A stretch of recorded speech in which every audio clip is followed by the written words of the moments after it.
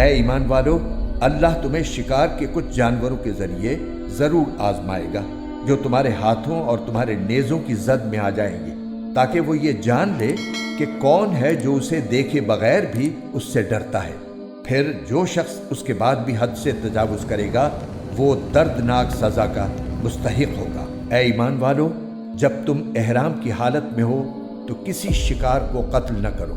اور اگر تم میں سے کوئی اسے جان بوجھ کر قتل کر دے تو اس کا بدلہ دینا واجب ہوگا، جس کا طریقہ یہ ہوگا کہ جو جانور اس نے قتل کیا ہے اس جانور کے برابر چوپایوں میں سے کسی جانور کو، جس کا فیصلہ تم میں سے 2 دیانتدار تجربے کار آدمی کریں گے، کعبے پہنچا کر قربان کیا جائے،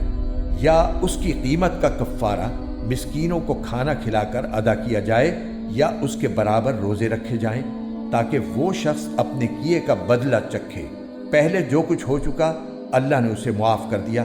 اور جو شخص دوبارہ ایسا کرے گا تو اللہ اس سے بدلہ لے گا،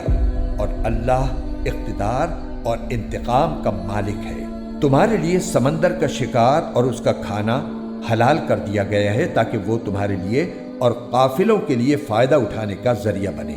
لیکن جب تک تم حالت احرام میں ہو تم پر خشکی کا شکار حرام کر دیا گیا ہے، اور اللہ سے ڈرتے رہو جس کی طرف تم سب کو جمع کر کے لے جایا جائے گا۔ اللہ نے کعبے کو، جو بڑی حرمت والا گھر ہے،